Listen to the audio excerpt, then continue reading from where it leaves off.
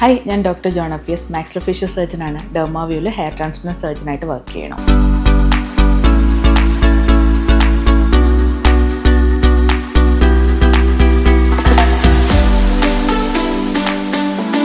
നമ്മൾ hair transplantation ചെയ്തു. അതൊരു പെർമനൻ്റ് ആയിട്ടുള്ളൊരു സ്റ്റെപ്പാണ്. കാരണം എന്താണെന്ന് വെച്ച് കഴിഞ്ഞാൽ നമ്മൾ ബാക്കിൽ നിന്ന് എടുത്തു വെച്ച ഹെയർ അതിൻ്റെ ഒരു ലൈഫ് സൈക്കിൾ വരെ അത് ഗ്രോ ചെയ്തുകൊണ്ടേയിരിക്കും.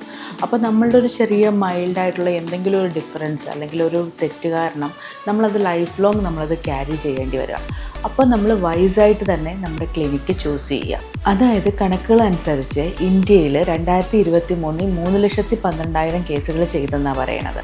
അതിനകത്ത് നമ്മളൊന്ന് ആലോചിക്കുക, ഒരു 10% തെറ്റിപ്പോയി. അങ്ങനെയാണെങ്കിൽ പോലും 30,000 കേസസിലാണ് പ്രശ്നങ്ങൾ വരുന്നത്. ഇന്ത്യയിലെ ഒരു ഫേമസ് ക്ലിനിക്കിൽ നടത്തിയ സർവേ അനുസരിച്ച് അവർക്ക് മാസത്തിൽ 40 to 50 കേസസാണ് രണ്ടാമത് റീച്ച് ചെയ്യാനായിട്ട് വരുന്നത്. ഒരു എക്സ്പീരിയൻസ്ഡ് ഡോക്ടറാണ് നിങ്ങളുടെ ട്രാൻസ്പ്ലാന്റേഷൻ ചെയ്യുന്നതെന്ന് വിചാരിക്കുക. അയാൾ ഒരിക്കലും ആ സമയത്തെ ഹെയർ ലോസിനെ പറ്റി മാത്രമല്ല ചിന്തിക്കുന്നത്. അത് ഇനി ഭാവിയിൽ അവർക്ക് വരാവുന്ന എന്തൊക്കെയായിരിക്കും, അവരുടെ ഫ്യൂച്ചർ പാറ്റേൺ എങ്ങനെയായിരിക്കും, അങ്ങനെ വന്നു കഴിഞ്ഞാൽ വീണ്ടും ഒരു ട്രാൻസ്പ്ലാന്റേഷൻ ചെയ്യാനായിട്ടുള്ള മുടി അവർക്ക് അവൈലബിൾ ആണോ, അല്ലെങ്കിൽ അവിടെ അത്രയും മുടി വെച്ചിട്ടായിരിക്കും ചിലപ്പോൾ അവർ ചെയ്യണേ. നമ്മളെപ്പോഴും ആലോചിക്കേണ്ടത് നമ്മുടെ ഡോണർ ഏരിയ എന്ന് പറഞ്ഞാൽ ലിമിറ്റഡ് ആണ്. അതിൽ നിന്ന് സേഫായിട്ട് നമുക്ക് എടുക്കാവുന്ന കുറച്ച് ഗ്രാഫ്റ്റേ ഉള്ളൂ. അത് ഒറ്റ പ്രാവശ്യം കൊണ്ട് നമ്മൾ കംപ്ലീറ്റ് എടുത്തു കഴിഞ്ഞാൽ രണ്ടാമതൊരു സെഷൻ ചെയ്യാനുള്ള മുടി നമുക്ക് അവിടെ ഉണ്ടാവില്ല. നല്ല രീതിയിൽ എടുക്കുന്ന ഗ്രാഫ്റ്റിൻ്റെ സർവൈവൽ റേറ്റ് 93% വരെ ആകാം.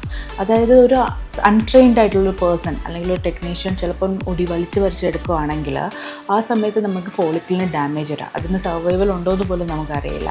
നമ്മുടെ ഒരു ഗ്രാഫ്റ്റ് എന്ന് പറഞ്ഞു കഴിഞ്ഞാൽ ആ 2 ഫോളിക്കിളും മാത്രമല്ല, അതോട് അസോസിയേറ്റ് ചെയ്ത് ഗ്ലാൻഡ് ഉണ്ടാവും, അതിൻ്റെ കൂടെ അസോസിയേറ്റഡ് മസിൽ ഉണ്ടാവും.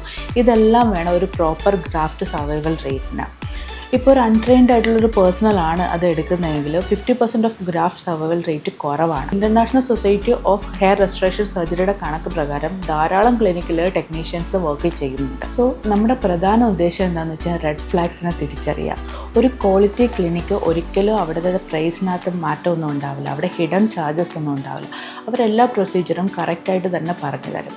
പിന്നെ ചില ക്ലിനിക്കിൽ അവർ പറയും ഞങ്ങൾ സ്കാർലെസ് സർജറിയാണ് ചെയ്യുന്നത്, 100% റിസൾട്ട് ആണെന്നാണ് പറയുന്നത്. International society of hair restoration surgery അനുസരിച്ച് സ്കാർലെസ് സർജറി എന്ന് പറഞ്ഞൊരു സംഭവമില്ല. എന്ത് സർജറി ചെയ്താലും അവിടെ മൈനൂർ സ്കാറെങ്കിലും കാണും.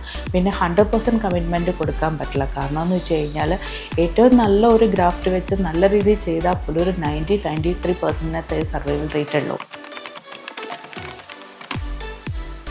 അവിടെ അവർ ഓരോ സ്റ്റെപ്പ് ചെയ്തത് എങ്ങനെയാണെന്ന് കാണിക്കാൻ പറയണം, അവിടുത്തെ OT എങ്ങനെയാണെന്നൊന്ന് കാണിക്കാൻ പറയണം. അല്ലെങ്കിൽ ചെയ്യുന്ന ഡോക്ടറിനെ അറ്റ്ലീസ്റ്റ് ഒരു പ്രാവശ്യമെങ്കിലും ഒരു വീഡിയോ കൺസൾട്ടേഷനെങ്കിലും ചെയ്ത് ഉറപ്പ് വരുത്തിയതിന് ശേഷം മാത്രം നിങ്ങൾ ട്രാൻസ്പ്ലാന്റിലേക്ക് പോകുക. അതുപോലെ തന്നെ ഒരു അറ്റ്ലീസ്റ്റ് 1-2 ക്ലിനിക്കിലെങ്കിലും അന്വേഷിച്ചിട്ട് വേണം ഒരു ഹെയർ ട്രാൻസ്പ്ലാന്റേഷൻ ചെയ്യാനാണെങ്കിൽ. സോ ക്ലിയർ ആയിട്ട് എല്ലാ കാര്യങ്ങളും ചോദിച്ചറിഞ്ഞ് മനസ്സിലാക്കി വേണം നമ്മൾ ഈ പ്രൊസീജിയർ ചെയ്യാൻ. So thank you.